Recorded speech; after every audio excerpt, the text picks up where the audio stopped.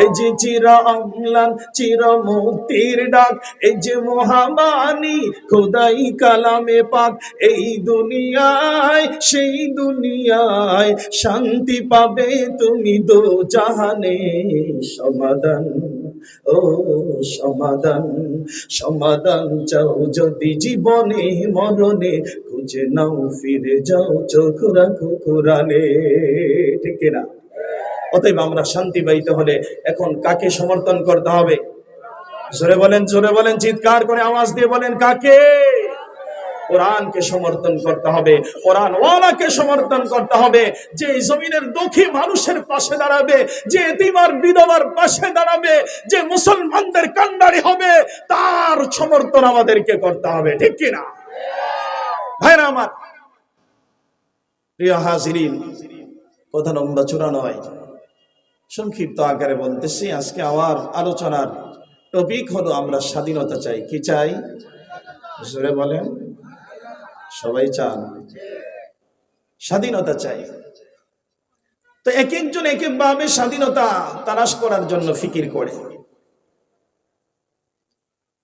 আল্লাহ তাবারক ওয়া তাআলা বলতেছেন, আমার অনেক বান্দারা তো অনেক ভাবে স্বাধীনতা চায়। কেউ চাকরি থেকে স্বাধীনতা চায়, কেউ ব্যবসা থেকে স্বাধীনতা চায়।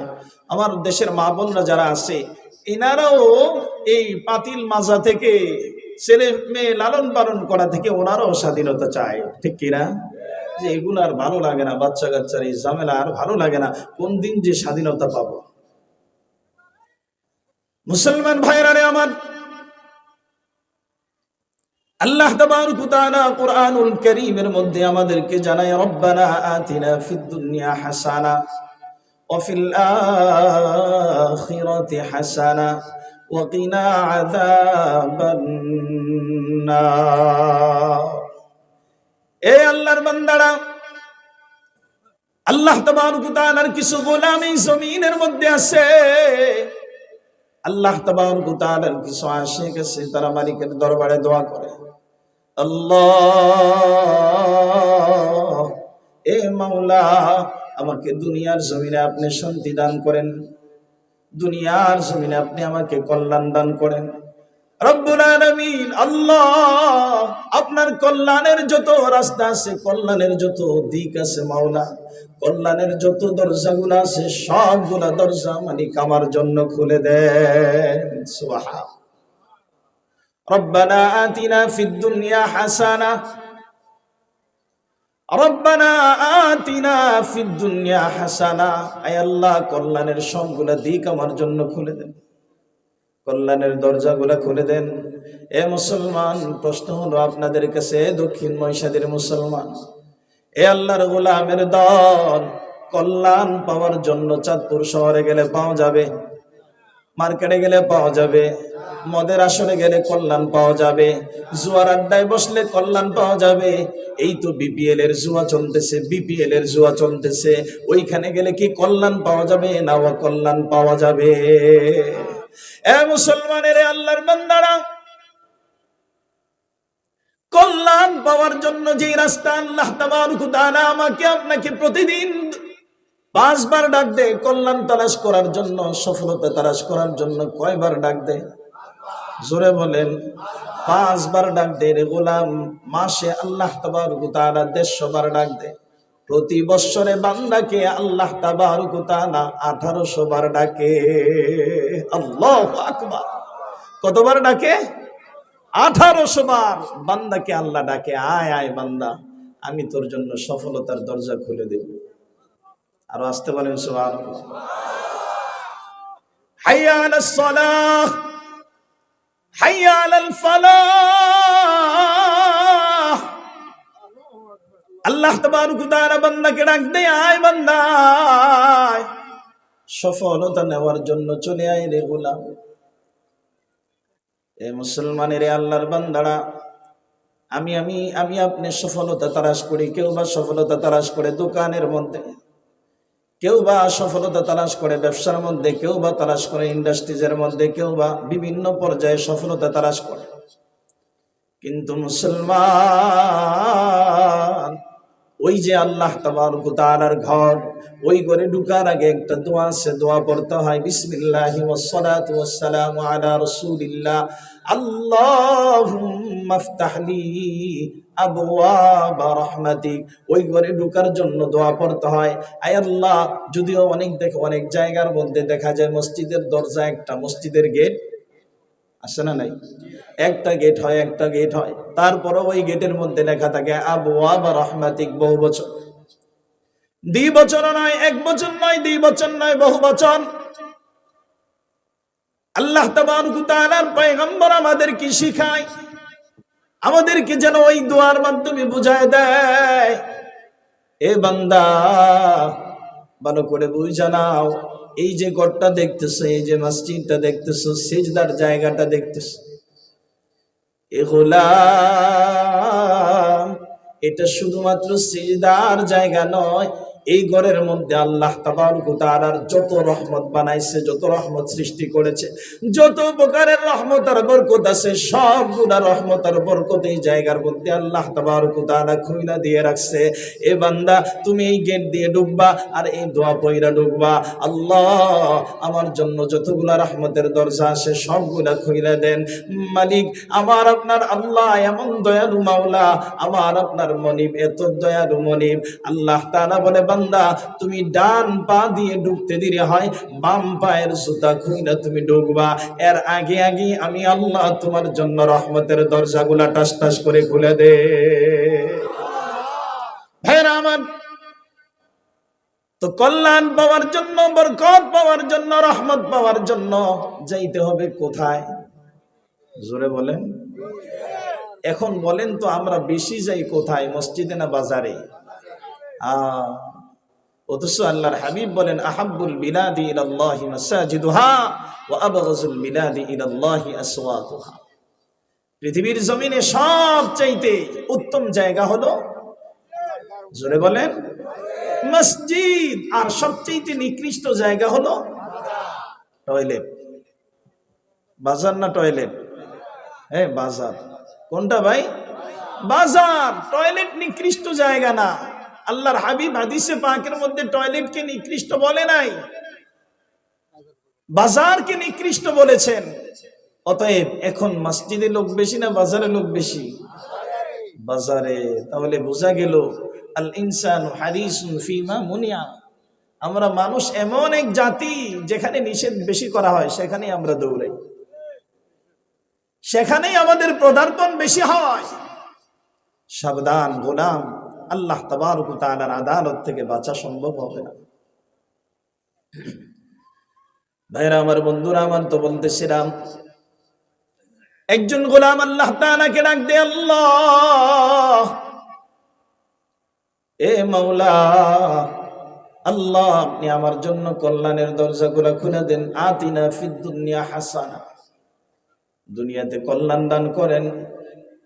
আবার বান্দা যেন বুঝায় দেয়, আল্লাহ তাবারক ওয়া তাআলার ওই আয়াতের মাধ্যমে বান্দা বুঝায় দেয়, আল্লাহ দুনিয়া জমিনে কল্যাণ দিয়েছেন, গাড়ি দিয়েছেন, বাড়ি দিয়েছেন, নারী দিয়েছেন, সম্মান দিয়েছেন, ইজ্জত সম্মান দিয়েছেন আল্লাহ। কিন্তু মাওলা আপনি তো আবার কোরআনুল কারীমের মধ্যে এটাও জানায় দিয়েছেন, কুল্লু মান আলাইহা ফান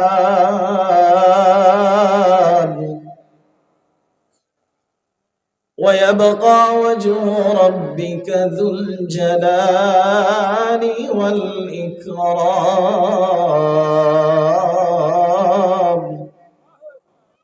আল্লাহ তাবারক ওয়া তাআলা বলেন যে দুনিয়ার জমিনে যা কিছুই দেখ, একজন ব্যক্তিকে 100 তলা 200 তলা বিল্ডিং এর মালিক বানায়, যা কিছু করা হোক না কেন, এগুলা একদিন পৃথিবীর জমিনে থাকবে,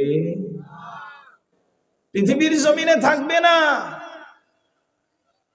এগুলা থাকবে না। এগুলা দুনিয়াটা যত কিছুই আমাকে দেওয়া হোক, দুনিয়ার সবকিছু কি হয়ে যাবে?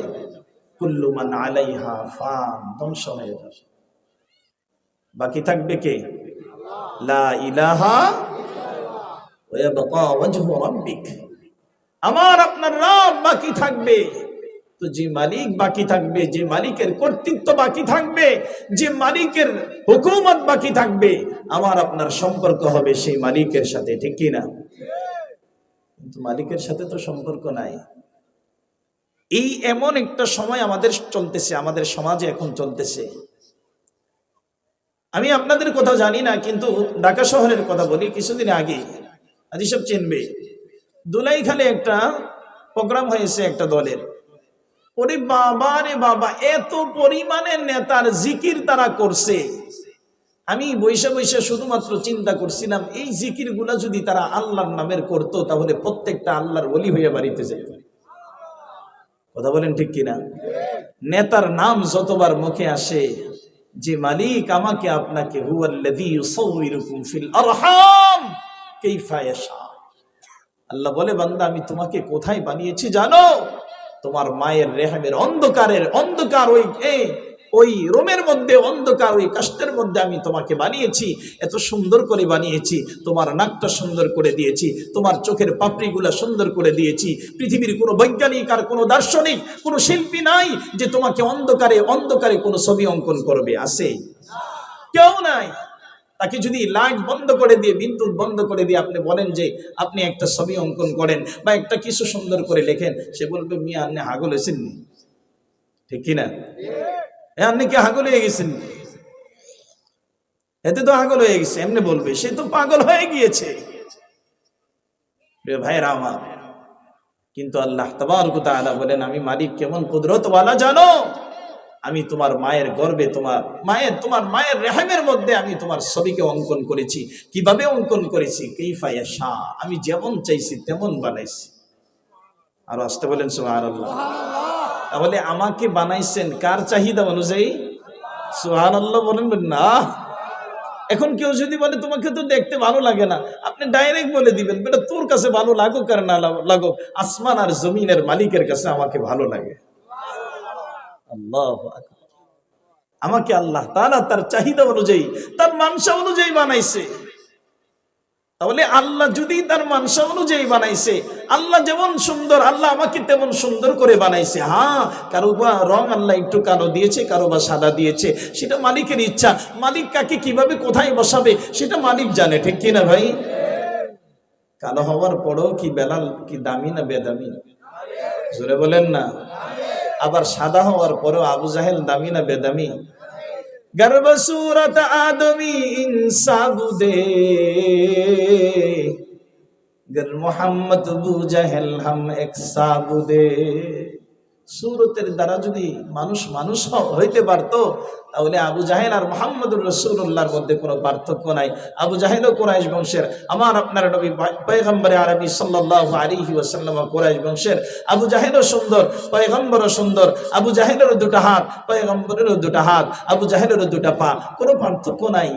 তারপরও একজন পুরা পৃথিবীর শ্রেষ্ঠ মানব আর একজন পুরা পৃথিবীর নিকৃষ্ট মানুষ, ঠিক কিনা? তাহলে হাত পায়ের নাম মানুষ না। যাই হোক, অনেক দূরে চলে যাচ্ছে। বলতেছিলাম, আমাকে আপনাকে কে পছন্দ করে বানাইছে? সুবহানাল্লাহ। আল্লাহ আমাকে পছন্দ করে বানাইছে, মহব্বত করে বানাইছে। তো যে মালিক আমাকে মহব্বত করে বানাইছে, সেই মালিকই বাকি থাকবে। সুবহানাল্লাহ বলেন। সে আল্লাহ বাকি থাকবে। আল্লাহ বলেন, আমি কেমন কুদরতওয়ালা জানোনি বান্দা? লা ইলাহা ইল্লা হুয়াল আজিজুল হাকিম, আমি পরাক্রমশালী প্রজ্ঞাময়। আমি এমন কুদরতওয়ালা, পানির মধ্যে ছবি অঙ্কন করেছি। সুবহানাল্লাহ। পানির মধ্যে কেউ ছবি বানাইতে পারে? আল্লাহ বলেন, আমি পানির মধ্যে, তোমার মায়ের রেহেমের মধ্যে পানি, ওই পানির মধ্যে আমি তোমার ছবিটা বানাইছি। এজন্য সম্পর্ক কার সাথে করতে হবে? আতিনা ফিদ দুনিয়া হাসানা ওয়া ফিল আখিরাতি হাসানাতাও ওয়া কিনা আযাবান নার। বান্দা আল্লাহকে ডাক দিয়ে বলে, আল্লাহ আমি জানি এই জমিনটা একদিন শেষ হয়ে যাবে, এই জমিন একদিন ধ্বংস হয়ে যাবে। আল্লাহ, এই জমিনের সবকিছু ধ্বংস হয়ে যাবে। এ আল্লাহ, আপনি দুনিয়ার জমিনে কল্যাণ দিয়েছেন, আমি শুকরিয়া আদায় করি, আলহামদুলিল্লাহ বলি। মালিক রে, দুনিয়ার কল্যাণের চাইতে আমার মৌতের সময় কল্যাণের বেশি প্রয়োজন। মৌতের সময় কল্যাণের বেশি প্রয়োজন। যখন সাকরাত শুরু হয়ে যাবে, ওয়াজাআত সাকরাতুল মাউত, মৃত্যুর যন্ত্রণা যখন শুরু হয়ে যাবে, তখন আমার কল্যাণের বেশি প্রয়োজন, ঠিক কি না? যেদিন আমার কাছে কেউ থাকবে না, আমার পাশে কেউ থাকবে না। এ মুসলমান, হযরতে আম্মা জান আয়েশা সিদ্দিকা রাদিয়াল্লাহু তাআলা আনহা বলেন, এ দুনিয়ার মানুষ, পয়গম্বরের উম্মত, একটু ভালো কইরা বুঝা নাও, পয়গম্বরের ইন্তেকালের সময়, পয়গম্বরের যখন সাকরাত শুরু হয়ে গেছে, পয়গম্বর ডাক দিয়ে বলে, আয়েশা রে, আমার কাছে একটা ভুলের মধ্যে করে একটু ঠান্ডা পানি নিয়ে আসো। আম্মা জান আয়েশা রাদিয়াল্লাহু তাআলা আনহা বলেন, আমি একটা ভুলের মধ্যে করে ঠান্ডা পানি নিয়ে আসলাম, আমি তাকাইয়া দেখি রাহমাতুল লিল আলামিন পয়গম্বর বারবার ওই ঠান্ডা পানির মধ্যে দুটো হাত ভিজাইয়া দেয়। আল্লাহর পয়গম্বর বারবার দুটো হাত ওই ঠান্ডা পানির মধ্যে ভিজাইয়া দেয় রে গোলাম। পয়গম্বর কিছুক্ষণ ওই হাতটা ভিজাইয়া আবার এই ভিজা হাতটা পয়গম্বর নিজেই নিজের হাতের চারার মধ্যে মুছে আর ডাক দিয়ে বলে, ও সাকরাত, হাই মৃত্যুর যন্ত্রণা কত কঠিন। এরে আল্লাহর গোলাম, হযরত ঈসা আলাইহিস সালাতু ওয়াস সালামের জিন্দেগি মন্থন করলে দেখা যায়, ঈসা পয়গম্বর কালিমার দাওয়াত নিয়ে যখন রাস্তায় বের হয়, কিছু মানুষ পয়গম্বর ঈসাকে ডাক দিয়ে বলে, এ আল্লাহর পয়গম্বর বলে দাবি করো, আমাদের কাছে কালিমার দাওয়াত নিয়ে আসতো, আমাদেরকে বলতেছো কুলু লা ইলাহা ইল্লাল্লাহ তুফলিহুন, পড়ে নাও কালিমা, তাহলে সফল কাম হয়ে যাইবা। আমরা এই ঈসা, আমরা ততক্ষণ পর্যন্ত কালিমা পড়ব না যতক্ষণ পর্যন্ত একজন মৃত মানুষকে তুমি জীবিত করবে, যতক্ষণ পর্যন্ত একজন ওই কবর থেকে ওইটা তোমাকে সাক্ষ্য না দিবে, তোমার ব্যাপারে সাক্ষ্য না দিবে, ততক্ষণ পর্যন্ত আমরা তোমাকে রাসূল বলে, নবী বলে বিশ্বাস করব না। নাউজুবিল্লাহ বলেন। ততক্ষণ পর্যন্ত আমরা তোমাকে রাসূল মানব না, তোমার কালিমা গ্রহণ করব না। আল্লাহর পয়গম্বর ঈসা আলাইহিস সালাতু ওয়াস সালাম আল্লাহ তাআলার হুকুমে একটা কবরের কাছে চলে যায়। কবরের কাছে গিয়ে আল্লাহর পয়গম্বর ডাক দেয়, কুম বিইজনিল্লাহ, আল্লাহু আকবার বলে, কুম বিইজনিল্লাহ। এই কবর থেকে এইভাবে ডাক দেওয়ার সাথে সাথে কবর থেকে একজন দাঁড়াইতেছে, আর জবানের মধ্যে একটাই কথা, ইয়া নাফসি ইয়া নাফসি, জবানে ইয়া নাফসি চলতেছে। কবর থেকে দাঁড়াইছে, কবর থেকে যখন দাঁড়াইছে, আল্লাহর পয়গম্বর ডাক দিয়ে বলে, ভাই, এই কবর থেকে উঠনেওয়ালা ভাই, তুমি একটু বলে দাও, তুমি যদি বলো তাহলে এই মানুষগুলা জাহান্নামের আযাব থেকে বাইচা যায়, কালিমাওয়ালা হয়ে যায়, মুসলমান হয়ে তারা দুনিয়া থেকে বিদায় হইতে পারে। তুমি বলে দাও, আমি কি আল্লাহ তাআলার একজন সত্য পয়গম্বর কিনা। ওই কবর থেকে যিনি দাঁড়াইছে, উনি জবাব দেয়, উনি শাহাদাত দিচ্ছে, উনি সাক্ষ্য দিচ্ছে, আশহাদু আন্নাকা রাসূলুল্লাহ। চিৎকার মেরে বলেন আল্লাহু আকবার। কবর থেকে যিনি উঠেছে, উনি দাঁড়িয়ে যখন হযরত ঈসা আলাইহিস সালামের ব্যাপারে সাক্ষ্য দিয়ে দেয়, সাক্ষ্য দেওয়ার পরে ওই মানুষগুলা কালিমা পড়ে মুসলমান হয়ে যায়। সুবহানাল্লাহ, কালিমা পড়ে মুসলমান হয়ে যায়। এখন ঈসা পয়গম্বর যিনি কবর থেকে উঠছে, ওনার সাথে কথা বলে, মান আনতা, আপনি কি, আপনার পরিচয় কি? আর দ্বিতীয় কথা হলো, আপনি কি এখন দুনিয়াতে থাকতে চান না দুনিয়া থেকে চলে যাইবেন? এই কথা বলার পর যিনি কবর থেকে দাঁড়াইছে, উনি প্রথমে নিজের পরিচয় দিচ্ছে, এ ভাই ঈসা, আমার পরিচয় হলো, আমার পরিচয়টা ভালো করে শুনে নাও। আমার পরিচয় হলো, আমি পৃথিবীর প্রথম মানুষ, হযরত আদম আলাইহিস সালামের সন্তান। আমার নাম শীস আলাইহিস সালাম। আল্লাহু আকবার। আমার নাম শীস আলাইহিস সালাম। আমি শীস পয়গম্বর, আমি আদম আলাইহিস সালামের সন্তান। হযরত ঈসা আলাইহিস সালাম এই কথা বলার পর, পরিচয় দেওয়ার পর, শীস আলাইহিস সালামকে বলে, ভাই শীস, আমরা জানি, আমি জানি, ইব্রাহিম পয়গম্বর থেকে নিয়ে মানুষের মাথার চুল পাকা শুরু হয়েছে, কিন্তু এখন দেখতেছি তোমারও মাথার চুল পাকা। পৃথিবীর জমিনে সর্বপ্রথম চুল পাকা ছিল হযরত ইব্রাহিম পয়গম্বরের। এর আগে কখনো কোনো মানুষের চুল পাকে নাই, কিন্তু তোমার মাথার অর্ধেক চুল পাইকা গেছে, অর্ধেক চুল কালো। কারণটা কি? হযরত ঈসা আলাইহিস সালামের প্রশ্নের জবাবে ঈসা আলাইহিস সালাম বলতেছে, ভাই আপনি যখন আমাকে ডাক দিয়েছেন, আমার এই কবরে এসে যখন আঘাত করেছেন আর ডাক দিয়েছেন কুম বিইذনিল্লাহ বলে, আমি মনে করছিলাম হযরতে ইসরাফিল আলাইহিস সালাম সিংহায় ফুঁক দিয়ে দিয়েছে। হায় হায়, কিয়ামত কায়েম হয়ে গেছে, কিভাবে মালিকের দরবারে দাঁড়াবো, কিভাবে নবুয়তের জিম্মাদারির ব্যাপারে আল্লাহ তাআলার কাছে হিসাব দিব।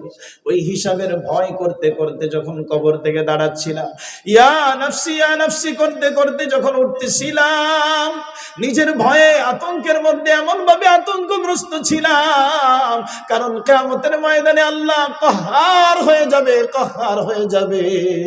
আমি আল্লাহ তাআলার সামনে কিভাবে নিজের চেহারাটা দেখাবো, এই ভয় করতে করতে দাঁড়াইতেছিলাম। কিয়ামতের ময়দানের ভয় করতে করতে দাঁড়াইতেছিলাম, আর এই টেনশন করতে করতে দাঁড়াইতেছিলাম কিভাবে হিসাব দিব। এই টেনশনের কারণে মনে হয় আমার মাথার অর্ধেক চুল পাইকা গেছে। আল্লাহ ভাইরা আমার, বন্ধুরা আমার, এখন এই কথা বলার পরে হযরত ঈসা আলাইহিস সালাম এখন বলতেছে, আপনি দ্বিতীয় প্রশ্ন করেছিলেন আমি কি দুনিয়াতে থাকবো না চলে যাব। এখন আপনি আমার একটা প্রশ্নের জবাব দিতে হবে। আমি যদি দুনিয়াতে বাঁচতে চাই, কার বা দুনিয়াতে বাঁচতে মনে না চায়? আমি যদি বাঁচতে চাই তাহলে কি আবার আমাকে মালাকুল মউতের হাতে পাকড়াও হতে হবে কিনা? আবার কি মালাকুল মউত আমার রূহটাকে টাইনা বের করবে কিনা? ঈসা আলাইহিস সালাম জবাব দেয়, ভাই ঈসা আলাইহিস সালাম শুনে নাও, তুমি যদি দুনিয়াতে বাঁচতে চাও, আল্লাহ তাবারক ওয়া তাআলা তোমাকে নির্দিষ্ট একটা সময় দিবে। এই সময়ের পরে আবার মালাকুল মউত তোমাকে তোমার রূহটাকে টাইনা নিয়ে যাবে রে ভাই, আবার তোমার রূহটাকে কবজা করা হবে। এই কথা শোনার সাথে সাথে হযরত ঈসা আলাইহিস সালামের চোখে পানি চলে আসলো। না না না না, আমার বেঁচে থাকার জন্য তোমার মালিকের দরবারে দোয়া করার প্রয়োজন নাই। আমি বাঁচতে চাই না, আমি এইভাবেই দুনিয়া থেকে চলে যাইতে চাই, আমি এইভাবেই আমার আপন কবরের মধ্যে চলে যাইতে চাই, আমি বাঁচতে চাই না। পয়গম্বর ঈসা ডাক দিয়ে বলে, কেন বাঁচতে চান না? ভাই রে, তুমি যখন আমাকে ডাক দিয়েছো, আমি যখন কবর থেকে উঠলাম, আমার ইন্তেকালের পর থেকে এই পর্যন্ত আমার কবরের বয়স হয়ে গেছে, আমার ইন্তেকালের বয়স হয়ে গেছে 3000 বছর। কয় হাজার বছর? 3000 বছর আমার ইন্তেকালের বয়স হয়ে গিয়েছে। তবে ভাই, মৃত্যুর যন্ত্রণা যে কত কঠিন, মৃত্যু যে কত কঠিন। 3000 বছর অতিবাহিত হয়ে গেছে, আমার রূহটা যে মালাকুল মউত টাইনা বের করছে।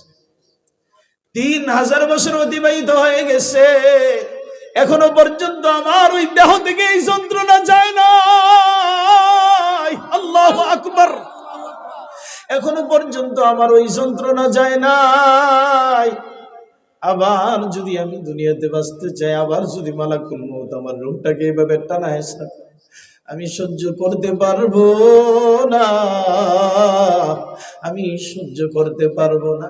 এই কথা বইলা হযরত ঈসা আলাইহিস সালাতু ওয়াস সালাম আল্লাহ তাবারক ওয়া তাআলার হুকুমে, আল্লাহর পয়গম্বর দোয়া করেছেন, আল্লাহ তাআলার হুকুমে আবার কবরের মধ্যে চইলা যায়। এ মুসলমান, যেটা বুঝানো মাকসাদ, ওই যে আল্লাহর গোলামগুলা মালিকের দরবারে দোয়া করে, ও ফিল আখিরাতি হাসানা, আল্লাহ দুনিয়ার কল্যাণের চাইতে আমার মৃত্যুর সময় কল্যাণ বেশি প্রয়োজন, ঠিক কিনা? দুনিয়ার জমিনে আনন্দ উল্লাসের চাইতে আমার মৃত্যুর সময় আনন্দ উল্লাসের বেশি প্রয়োজন। দুনিয়ার ঘর সাজানোর চাইতে আমার কবর সাজানোর বেশি প্রয়োজন, ঠিক কিনা ভাই? আজকে তো আমরা দুনিয়ার ঘর সাজানোর জন্য ব্যতিব্যস্ত হয়ে গেছি। কে কার থেকে প্রতিযোগিতা করতেছি, কে কার থেকে বিল্ডিং সুন্দর করতে পারি, কার চাইতে ফ্ল্যাটটা আমার সুন্দর হয়, সেই প্রতিযোগিতা করতেছি। মেরে ভাইও, এই দুনিয়ার ঘর সাজানোর জিম্মাদারি আমার একা না, আমার একা না। আমি সাজাইতে না পারলে আমার ছেলে সাজাবে, আমার ছেলে সাজাইতে না পারলে তার পরবর্তী প্রজন্ম সাজাবে, সে সাজাইতে না পারলে তার পরবর্তী প্রজন্ম সাজাবে। কিন্তু ভাইও, এ দক্ষিণ মহিষাদীর মুসলমান, আমার কবরটা সাজানোর জিম্মাদারি একা আমার। কার? আমার ছেলে আমার কবর সাজিয়ে দিবে না, আমার মেয়ে আমার কবর সাজিয়ে দিবে না, আমার ভাই আমার কবর সাজিয়ে দিবে না। লা তাজিরু ওয়াজিরাতুন বিজরা উখরা, কেউ আমার কবর সাজায় দিবে না, কেউ আমার বোঝা নিবে না। মুসলমান ভাইরা রে আমার, তো বলতেছিলাম দুনিয়ার জমিনের কল্যাণের চাইতে আমার মৃত্যুর সময় কল্যাণ বেশি প্রয়োজন। দুনিয়ার কল্যাণের চাইতে মৃত্যুর সময়ে কল্যাণের বেশি প্রয়োজন। আল্লাহ তাবারক ওয়া তাআলার রহমতের বেশি প্রয়োজন। আবার এই মৃত্যুর চাইতে, মৃত্যুর ওই যন্ত্রণার সময়ের চাইতে আমার কবরের জমিনে যখন আমি একা হয়ে যাব, একা একা, কেউ আমার পাশে থাকবে না, কেউ আমার পাশে থাকবে না। আমার ছেলেটা পর্যন্ত আমার লাশটাকে রাইখা শেষ পর্যন্ত একটা লাফ দিয়ে কবরে উঠে যাবে, কবরের উপরে উঠে যাবে, শেষ মাটিগুলা চাপা দিবে। এ মুসলমান, ওই হাজী সাহেবকে জিজ্ঞেস করেন, মাকে যখন কিছুদিন আগে রাখছে, 14 জানুয়ারিতে মাকে কবরের মধ্যে রাখছে, জিজ্ঞেস করেন ওই মাটিটা কত ভিজা ছিল, কত ঠান্ডা ছিল। এরে গোলাম, এই ঠান্ডা মাটির মধ্যে আমার সন্তান আমাকে রাইখা দেবে। দুনিয়ার জমিন থেকে নেওয়ার কিছু নাই রে ভাই। কোটি কোটি টাকার মালিক, ল্যান্ড প্রপার্টির মালিক, গাড়ি বাড়ির মালিক, ক্ষমতার মালিক, যত কিছুরই মালিক হোক না কেন, দুনিয়ার জমিন থেকে মাত্র একজন পুরুষ 3টা কাফনের কাপড় নিতে পারবে, এর চাইতে বেশি নিতে পারবে না। ঠিক কিনা? এর চাইতে বেশি নিতে পারবে না। যদি ইচ্ছা করে নসিহত করেও যায়, তারপর এর চাইতে বেশি দেবে না। এমনকি মুসলমান, মৃত্যুর সময়, মৃত্যু যখন হয়ে যায়, একটা মানুষকে যখন গোসল করাইতে নিয়ে যায়, আমি নিজ চোখে দেখেছি রে গোলাম, আমি নিজ চোখে দেখেছি। যখন হেফসখানায় পড়েছি, আমার ওই এলাকার মধ্যে একজন প্রভাবশালী ব্যক্তি মারা গিয়েছে। তার দাঁত, 2টা দাঁত ছিল স্বর্ণের বাদাই করা। তার বাবাকে যখন কবরের মধ্যে নিবে, কবরে নেওয়ার আগে গোসল করাইছে।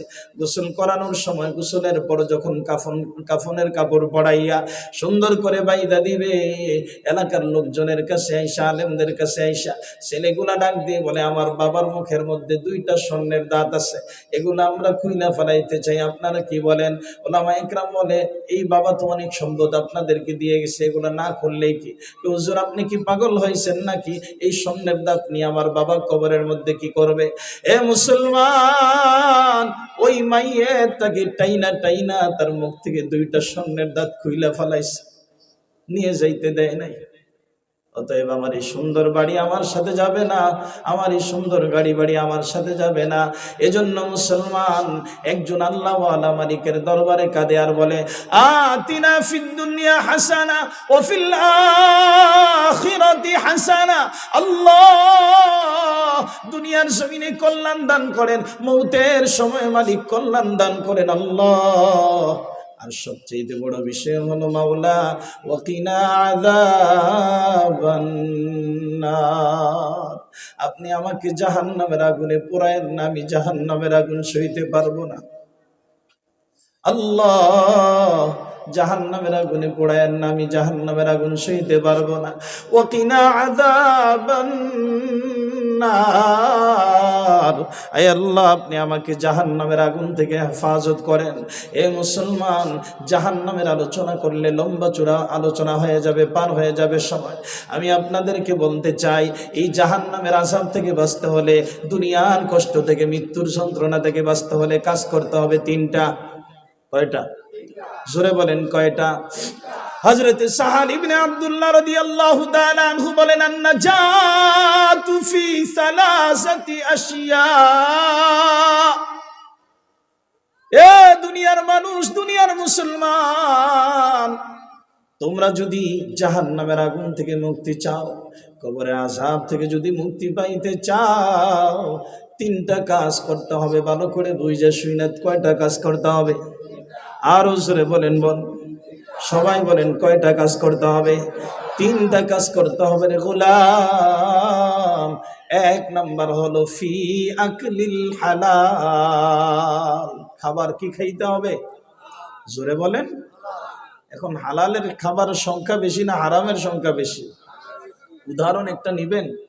আপনাদেরকে বলি, রাগ করবেন না, যে সমস্ত ভাইয়েরা এই ব্যবসাটা করেন, আমি এই ব্যবসায়ী না, এই ব্যবসায়ীদের জন্য একটা উদাহরণ দিচ্ছি, বাকি অনেকেই এই সমস্ত চুরি চাপটামি করে কি না? প্রিয় ভাইয়েরা আমার, আমাদের দেশে এখন ডিজিটাল পাল্লা না, ডিজিটাল পাল্লা, ডিজিটাল চোখ, চুরির পদ্ধতিও ডিজিটাল। আগে রাস্তায় দইরা নিত, এখন ওই পাল্লা থেকে নিয়ে নেয় যা নেওয়ার। মনে করেন আমি যখন বাজারে ছিলাম, আমি রায় সাহেব বাজার মসজিদে প্রায় 8-9 বছরের মতো ছিলাম। তো ওইখানে যখন ছিলাম, আমার মুসল্লিরা অনেকে এসে আমার কাছে নালিশ করতো, হুজুর বাজারটা চোরে ভরে গেছে। কি কোন? সবগুলো আমার মুসল্লি, আপনারা এখন চোর? হুজুর আপনি তো বুঝেন মুসল্লি, কিন্তু এরা কিন্তু গোপনে চুরি করে। পরে খবর নিয়ে দেখলাম, এরা ডিজিটাল পাল্লায় ডিজিটাল পদ্ধতিতে চুরির ব্যবসা করতেছে। প্রিয় ভাইরা আমার, মনে করেন উদাহরণ বলতেছি, 1 কেজি ব্রয়লারের মুরগি কত?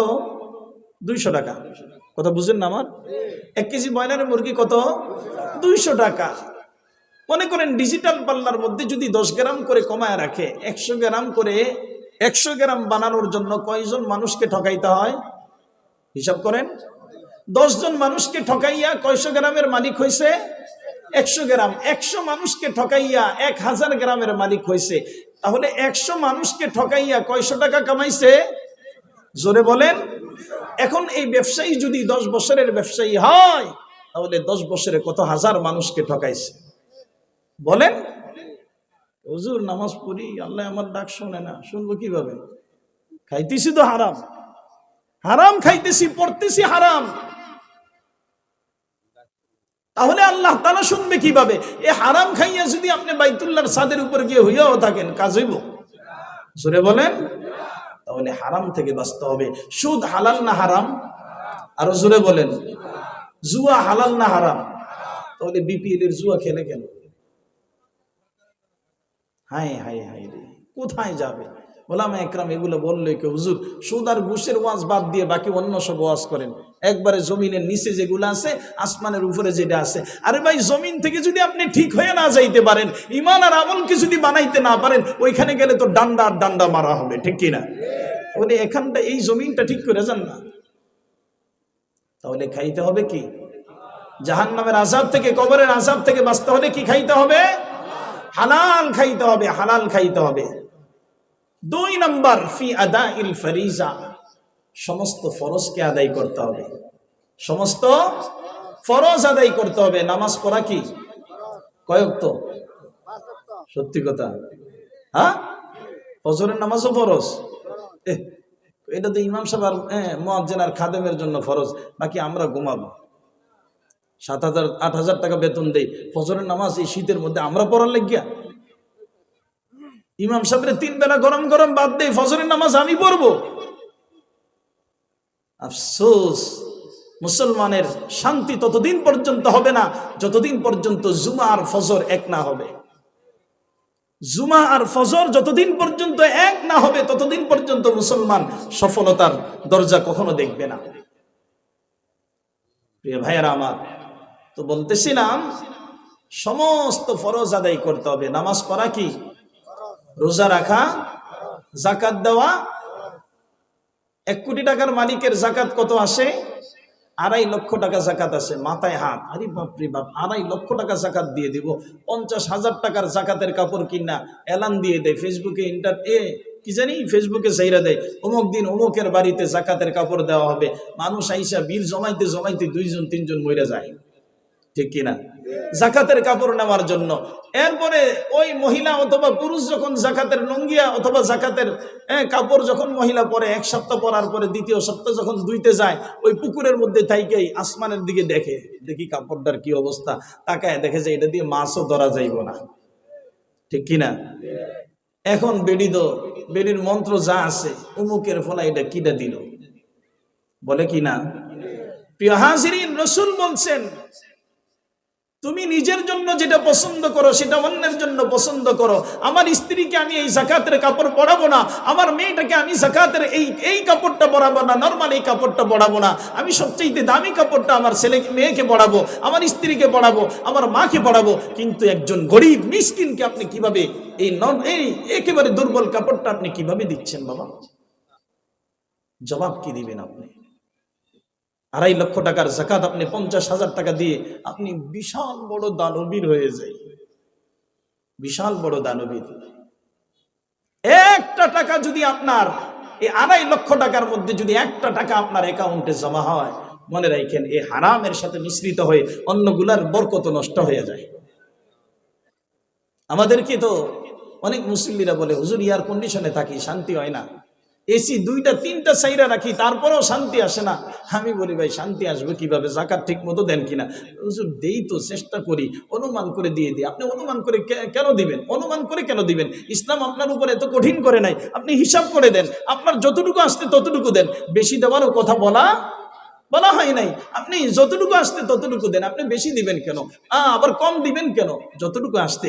আপনি ওই যাকাতের টাকা দিয়ে এসি কিনবেন, যাকাতের টাকা দিয়ে ফ্ল্যাট বানাবেন, যাকাতের টাকা দিয়ে বাজারের মধ্যে দোকান রাখবেন, আর ওই খাবার খাইয়ে আপনি শান্তিতে ঘুমাবেন। আরেকজন এতিম আর বিধবা, তার ঘরে খাবার নাই, মিসকিন, তার ঘরে খাবার নাই। ওই যে অসহায় রাস্তার ভিখারি মানুষটা, তার ঘরে খাবার নাই, তার কলিজা আগুন জ্বলতেছে, ওই আগুন আপনার এয়ার কন্ডিশনের ভিতরে গিয়ে আপনাকে জ্বালাচ্ছে। কথা বুঝেন ভাই? হুজুর যাকাত সব দিতে হবে কেন? যাকাত সব দিতে হবে কেন? আমি উদাহরণ দিই। আপনি ব্রয়লারের মুরগি কিনছেন একটা 300 টাকা দিয়ে, এখন বাড়িতে গিয়ে যদি বলেন এই আমার মাথার গাম পায়ে ফেলে এই মুরগিটা কিনছি, এটার একটা কিছুও ফেলবে না, সবগুলা খাবো, পারবেন খাইতে? এটার বুড়ি খাইতে পারবেন?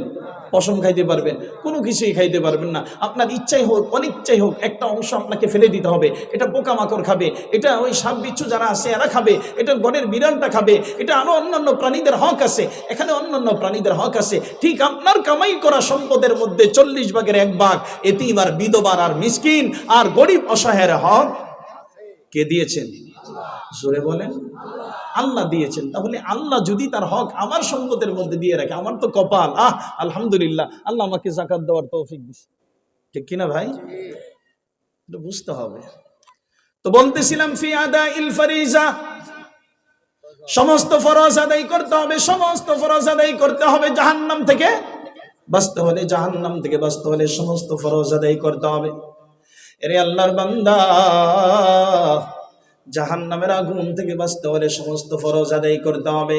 আজকের পৃথিবীর জমিনে সবচেয়ে যেই ফরজটা জবাই করা হচ্ছে, যেটাকে আমরা ফরজ বলে মনে করি না, এ মুসলমান, সেই ফরজের নাম কি? পর্দা করা। আরে নামাজকে তো ভাই মানুষ ফরজ মনে করে, কিন্তু পর্দারে কি করে না? ফরজ মনে করে না। আরে বাপ রে বাপ, দোস্ত একটা 10 বছর পরে বিদেশ থেকে আইছে, রাস্তায় মহিষাদি ওই রাস্তার মোড়ে দেখা হয়েছে, দোস্ত তুমি আইসো? হ্যাঁ। আরে ভাই আমি তো বাংলাদেশে ব্যবসা বাণিজ্য করে একটা ঘর উঠাইছি, আসো একটু বাড়িতে আসো, দেখে যাও। বাড়িতে গিয়ে ডাক দেয় উমুকের মা, এই আমার 10 বছরের পরে আমার বন্ধু, বাল্য বন্ধু আসতে, তাকে 1 কাপ চা বানিয়ে খাওয়াও। এখন বেডিরে সামনে আইনা কয় চা দিয়ে যাও আমার বন্ধুটারে। এখন বন্ধুর কাছে আইসা বেডি কয় আসসালামু আলাইকুম ভাইয়া, কেমন আছে? অথচ নিজের স্বামীর এত সুন্দর করে কোনোদিন ডাক দেয় না। কথা কন না? জোরে বলেন। এই যে আপনি আপনার 10 বছরের পুরাতন বন্ধুটারে আপনার বউরে দেখাইছেন, কোন কিতাবে পাইছেন আপনি?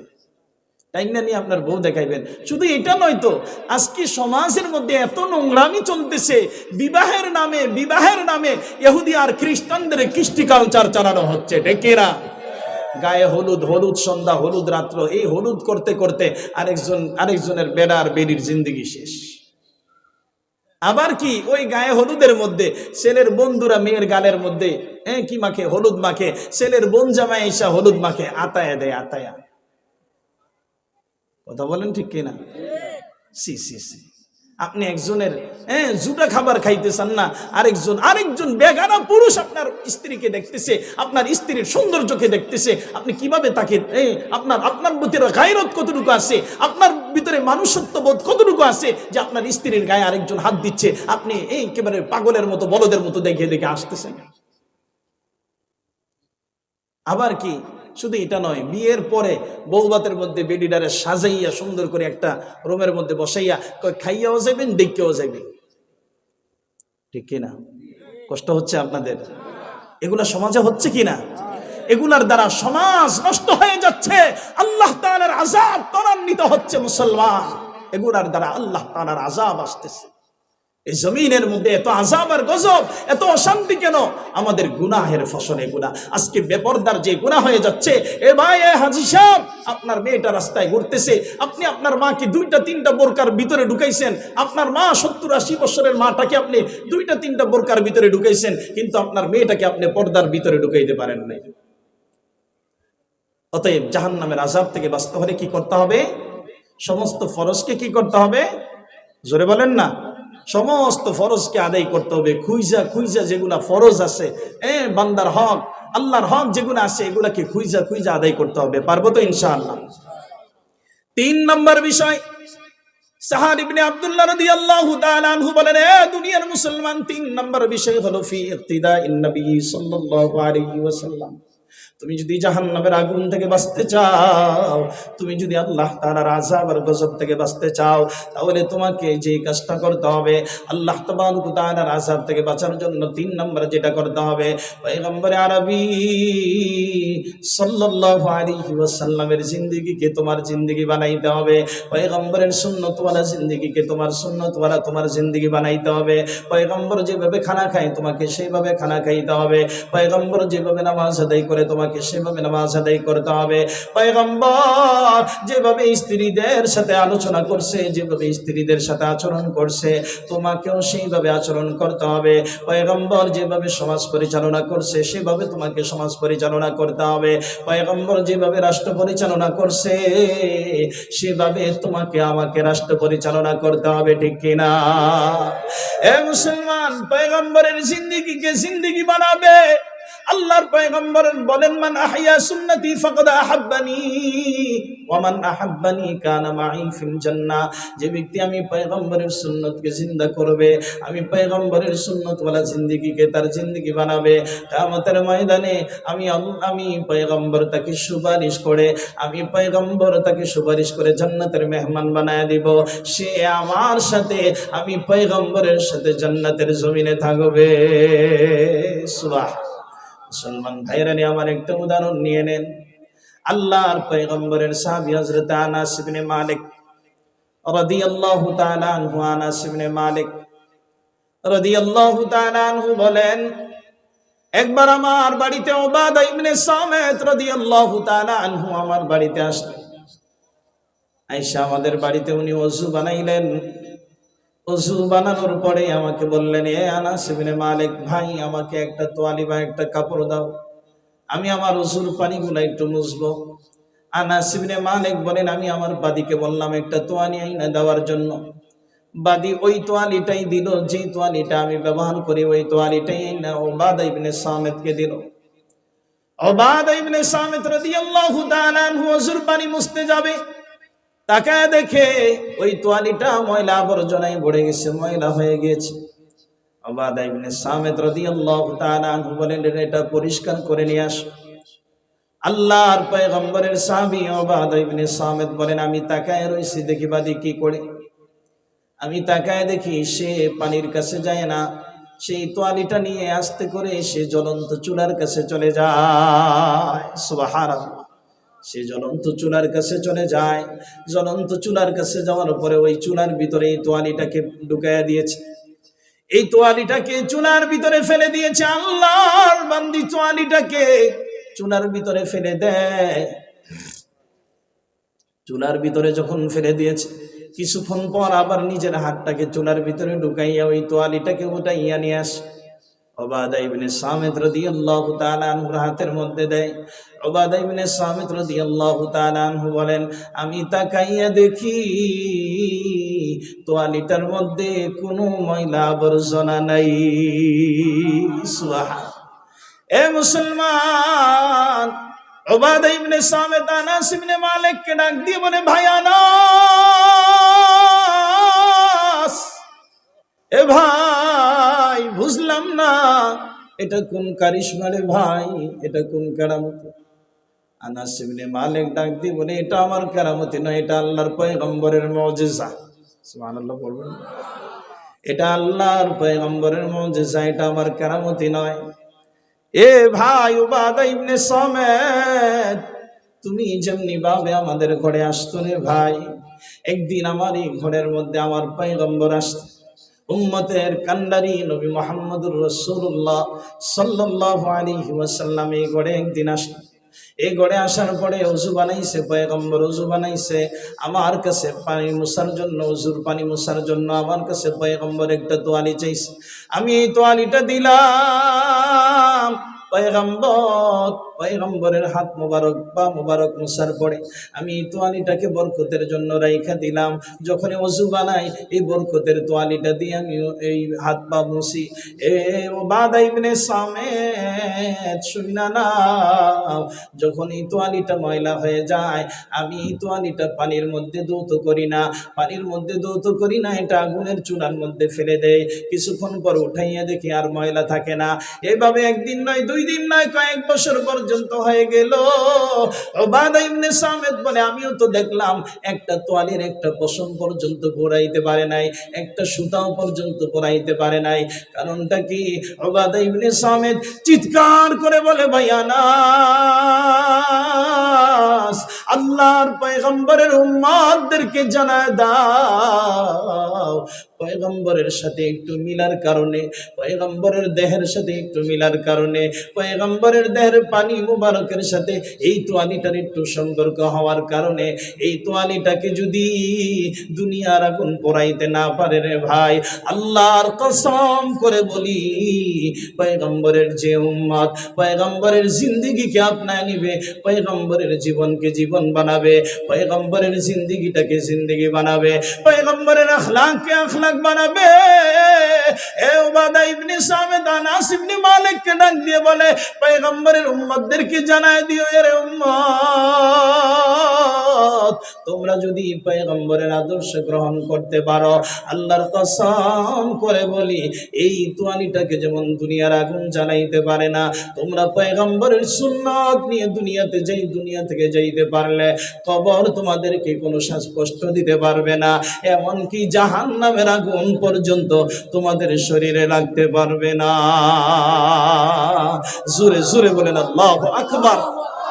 ভাইরা আমার, বন্ধুরা আমার, তো বলতেছিলাম এ মুসলমান, বলতেছিলাম জাহান্নামের আগুন থেকে বাঁচতে হলে কয়টা কাজ করতে হবে? জোরে বলেন কয়টা? 1 নম্বর হলো ফি আকলিল হালাল।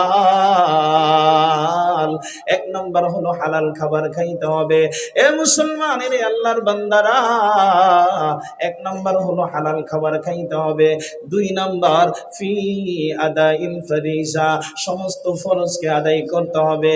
3 নম্বর ফি ইক্তিদাইন নবী সাল্লাল্লাহু আলাইহি ওয়াসাল্লাম, পয়গম্বরের জিন্দেগিকে জিন্দেগি বানাতে হবে, পয়গম্বরের আদর্শকে আদর্শ বানাতে হবে, পয়গম্বরের আখলাককে আখলাক বানাতে হবে। পয়গম্বর যেভাবে সমাজ পরিচালনা করছে সেভাবে সমাজ পরিচালনা করতে হবে। পয়গম্বর যেভাবে দুনিয়াকে সাজাইছে সেভাবে দুনিয়াকে সাজাইতে হবে। তাহলে আল্লাহ তাআলার আযাব, জাহান্নামের আগুন থেকে বাঁচা যাবে। ঠিক কি না ভাইয়েরা আমার? অতএব এই 3টা বিষয়, এগুলা কোনটা হালাল, কোনটা হারাম, কোনটা ফরজ, কোনটা ওয়াজিব, কোনটা সুন্নত, কোনটা মুস্তাহাব, কোনটা আল্লাহর হাবিবের সুন্নত, এগুলা শিক্ষা দেওয়া হয় মাদ্রাসায়। কোথায়? জোরে বলেন। কোন স্কুল কলেজ ভার্সিটিতে এগুলা শিখায় না। এখন তো স্কুল কলেজ ভার্সিটিতে কিভাবে পেন খুললা খাড়াইয়া মুততে পারবো এগুলা শিখানো হয়। যদিও না শিখায় তারপরও এরা ওই পরিবেশের কারণে একটা শিখা ফেলায়। ঠিক কিনা ভাই? আর মাদ্রাসাগুলার মধ্যে আলহামদুলিল্লাহ, আমি অধিনায়ক জগন্নাথ ভার্সিটির এক ছাত্রকে বলতেছিলাম, আপনারা আপনাদের টিচারদেরকে যতটুকু মহাব্বত করেন তার চাইতে হাজার হাজার কোটি গুণ বেশি আমাদের কওমি মাদ্রাসার, আমাদের এই সমস্ত নূরানি মাদ্রাসা, হাফিজি মাদ্রাসার ছেলেগুলা তাদের উস্তাদদেরকে মহাব্বত করে এবং ভয় পায়। ঠিক কিনা ভাইয়েরা আমার? অতএব মুহতারাম হাজিরিন, এগুলো যে মাদ্রাসাগুলোর মধ্যে শেখানো হয় সেই মাদ্রাসাকে মহাব্বত করব কিনা? জোরে বলেন, করব কিনা? মাদ্রাসার সাথে সম্পর্ক রাখবো, উলামা একরামের সাথে সম্পর্ক রাখবো। আজকের মাহফিলের প্রধান যিনি আসতেন, যিনি প্রধান অতিথি, আমার অত্যন্ত মহাব্বতের ব্যক্তি। আমি একটা সময় হুজুরের আলোচনা খুব শুনতাম, এখনো শুনি। আল্লাহ ওয়ালা বুজুর্গ মানুষ, হযরতুল্লাহ আল্লাহ হযরত মাওলানা মুফতি ইসমাইল বুখারী কাশিয়ানী দাওয়াত বারাকাতুহুল আলিয়া হযরত চলে আসতে ইনশাআল্লাহ। আপনারা কোনো টেনশন করবেন না, হযরত আপনাদেরকে প্রাণ খুলে আলোচনা করবে। তো আল্লাহ তাবারক ওয়া তাআলা আজকের এই মাহফিলকে কামিয়াবি দান করেন। আগামী দিনের প্রোগ্রামকে যেন আরো যে সমস্ত বুজুর্গরা আসবে এই প্রোগ্রামকে যেন এই মাহফিলকে যেন আল্লাহ কবুল করেন। সকলে বলেন আমিন। যে তিনটা কথা আপনাদের কাছে আরজ করলাম, আল্লাহ তাআলা বলনেওয়ালা শুননেওয়ালা সবাইকে আমল করার তৌফিক দান করেন। জোরে বলেন আল্লাহুম্মা আমিন। ওয়া আখির দাওয়ানা আনিল হামদুলিল্লাহি রাব্বিল আলামিন। আসসালামু আলাইকুম। বলছি ভাই, সাগরে ডুবছি আলহামদুলিল্লাহ। 1 বছর খোরাক দিয়ে দিলেন। আপনি একটু মুক্তাসার দোয়া করতে না, না, হুজুর, হুজুর, হুজুর।